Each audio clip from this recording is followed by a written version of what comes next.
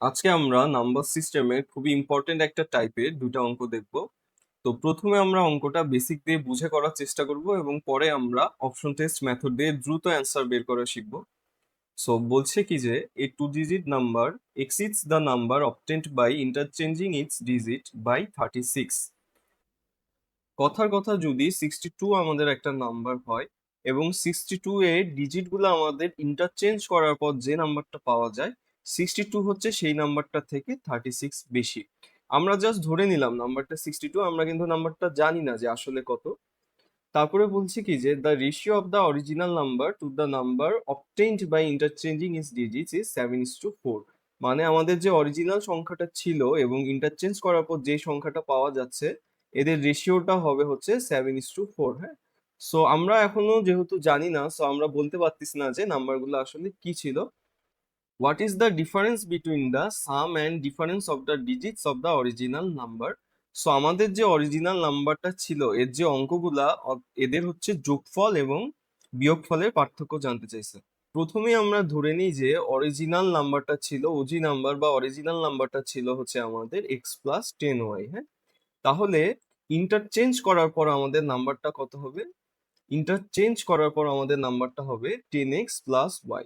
এখন কথা হচ্ছে আমরা সব সময় x+10y এইভাবে করে কেন নাম্বারটাকে ধরি?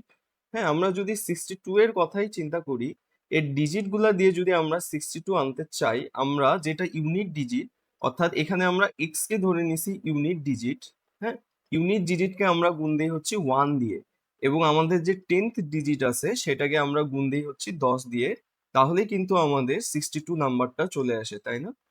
এই জন্যই হচ্ছে আমরা ইউনিট ডিজিটটাকে 1 দিয়ে গুণ দিই এবং y কে আমরা ধরে নিছি 10th ডিজিট, সো একে আমরা হচ্ছে 10 দিয়ে গুণ দিই। হ্যাঁ, আচ্ছা, এখন নাম্বারটা ইন্টারচেঞ্জ করার পর 10x+y এই আকারে আমরা কেন লিখি? হ্যাঁ, তো 62 নাম্বারটাকে যদি আমরা ইন্টারচেঞ্জ করি, ডিজিটগুলো আসে হচ্ছে 26। এবার কিন্তু আমরা আগে যেটা হচ্ছে আমাদের 10 ডিজিট ছিল সেটাকে হচ্ছে আমরা 1 দিয়ে গুণ দিচ্ছি এবং আগে আমাদের যেটা ইউনিট ডিজিট ছিল সেটাকে কিন্তু এবার আমরা 10 দিয়ে গুণ দিচ্ছি। তাহলে কিন্তু আমাদের 26 নাম্বারটা চলে আসতেছে। সো এই কারণেই হচ্ছে ইন্টারচেঞ্জ করার পর আগে যেটা ইউনিট ডিজিট ছিল বা একক স্থানীয় অঙ্ক ছিল সেটাকে আমরা 10 দিয়ে গুণ দিই এবং আমাদের দশক স্থানীয় অঙ্ক আগে যেটা ছিল সেটাকে আমরা 1 দিয়ে গুণ দিই। আচ্ছা, সো প্রশ্নতে বলছে কি যে এই যে আমাদের একটা অরিজিনাল নাম্বারকে ইন্টারচেঞ্জ করার পর যে নাম্বারটা পাইলাম এই নাম্বার আর এই নাম্বারের পার্থক্য হচ্ছে 36। সো আমরা লিখতে পারি x+10y minus 10x minus y equal to হচ্ছে 36, বা হচ্ছে এখান থেকে আমরা দেখতে পাই 9y minus 9x equal to 36।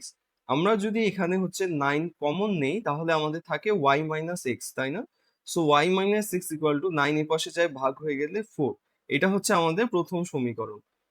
পরের লাইনে আমাদের কি বলছে? The ratio of the original number to the number obtained by interchanging its digits is 7:4। মানে আমাদের যেটা অরিজিনাল নাম্বার ছিল অর্থাৎ x+10y এবং ডিজিটগুলো ইন্টারচেঞ্জ করে আমরা যে নাম্বারটা পাইলাম অর্থাৎ 10x+y, এদের রেশিও হচ্ছে 7:4। হ্যাঁ, তাহলে এটাকে যদি আমরা বজ্রগুণ করি 4x+40y equal to 70x+7y। So আমরা যদি ওয়াইটাকে এপাশে নিয়ে আসি তাহলে আমাদের হচ্ছে 33y ইকুয়াল টু হচ্ছে আমাদের 66x, বা y ইকুয়াল টু আমরা পাচ্ছি হচ্ছে 2x। এই যে এখন এই সমীকরণে সিম্পলি আমরা y এর মানটা বসাই দেই, তাহলে হচ্ছে 2x minus x equal to 4, বা x এর মান আমরা পাচ্ছি 4। তাহলে y এর মান কত? 2x, তাই না? তাহলে y এর মান পাচ্ছি আমরা 8। সো এই যে ডিজিট গুলো আছে অরিজিনাল নাম্বারের, যে এক্স আর ওয়াই দুটা ডিজিট ছিল, এদের যোগফল এবং বিয়োগফলের পার্থক্য কত? তো এদের যোগফল করলে আসবে হচ্ছে আমাদের 12 এবং এদের বিয়োগফল অর্থাৎ 8 থেকে 4 বাদ দিলে আসবে হচ্ছে 4। আর এদের যোগফল আর বিয়োগফলের পার্থক্য তাহলে আমাদের হচ্ছে 8। এটাই হচ্ছে আমাদের অ্যান্সার। তো আমরা পরের অঙ্কটা দেখি। সো এই অঙ্কটাও হচ্ছে পুরাটাই সেম, জাস্ট লাস্টে আমাদের কি চাইছে যে অরিজিনাল নাম্বারটা কত সেটা জানতে চাইছে, তাই না?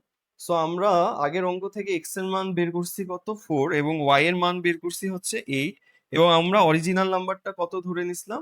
যে অরিজিনাল নাম্বারটা ছিল আমাদের x+10y, হ্যাঁ, তাহলে হচ্ছে 4+80, তাহলে হচ্ছে আমাদের 84, এটাই হচ্ছে আমাদের অরিজিনাল নাম্বার। তো এই প্রসেসটা হচ্ছে আমাদের অ্যাকচুয়ালি করার দরকার হয় না। আমরা যখন দুইটা ডিজিট জানি, আমরা সিম্পলি যদি আমাদের একক স্থানীয় অঙ্কের জায়গায় একক স্থানীয় অঙ্কটা বসাই, দশক স্থানীয় অঙ্কের জায়গায় দশক স্থানীয় অঙ্কটা বসাই, আমরা কিন্তু এমনি 84 পেয়ে যাচ্ছি, তাই না? সো এই জিনিসটা এই পুরা প্রসেস না করে অনেক সহজভাবে করে ফেলা যায়। কিভাবে একটু দেখি। তো আমরা অপশন টেস্ট মেথডে যাই এবারগা। হ্যাঁ, অপশন টেস্ট মেথডে কি বলছিল যে অপশন এ হচ্ছে 62। প্রথমে আমরা কি করতে হবে যে 62 ডিজিট গুলা ইন্টারচেঞ্জ করতে হবে 26, এরপরে দেখতে হবে এদের পার্থক্য 36 কিনা। এদের পার্থক্য কিন্তু আমাদের 36, তো এখন পর্যন্ত মনে হচ্ছে 62 ই অ্যান্সার। আরেকটা কন্ডিশন আছে, ওটা একটু চেক করে দেখি। কন্ডিশনটা কি বলছে যে এই যে অরিজিনাল নাম্বার এবং ইন্টারচেঞ্জ করার পর যে নাম্বারটা আসছে, এদের রেশিও হতে হবে আমাদের হচ্ছে 7:4। আমরা যদি এটাকে সিম্পলিফাই করি, আমরা রেশিওটা পাচ্ছি হচ্ছে 2 দিয়ে ভাগ করলে 31:13, হ্যাঁ। এটা কিন্তু এই কন্ডিশনটা কিন্তু আমাদের ম্যাচ হলো না, মানে 62 আমাদের অ্যান্সার না। সো বি নাম্বারটা যদি আমরা দেখি, বি নাম্বারে আমাদের কি ছিল যে 84, তাই না? সো 84 এর ডিজিট গুলা যদি আমরা ইন্টারচেঞ্জ করি, আমরা পাচ্ছি হচ্ছে 48, হ্যাঁ। এখানেও কিন্তু আমাদের অরিজিনাল নাম্বার আর ইন্টারচেঞ্জ করার পরের নাম্বারের পার্থক্য হচ্ছে 36। তো এই পর্যন্ত হচ্ছে ঠিক আছে। এবার হচ্ছে আমরা কন্ডিশনটা ম্যাচ করি যে আগের সংখ্যা এবং ইন্টারচেঞ্জ করার পর সংখ্যার অনুপাত হতে হবে হচ্ছে 7:4। এটাকে যদি আমরা 12 দিয়ে কাটাকাটি করি, 12×6 = 72, 7×12 = 84, 4×12 = 48, হ্যাঁ। এবার কিন্তু আমাদের দুইটা কন্ডিশনই ম্যাচ হয়েছে। সো আমরা সিম্পলি অপশন টেস্ট করেই বলে দিতে পারতাম যে এই প্রশ্নের অ্যান্সার ছিল হচ্ছে বি। সো আশা করি অঙ্কটি আপনারা একদম বেসিক থেকে বুঝতে পারছেন। ভিডিওটি দেখার জন্য ধন্যবাদ।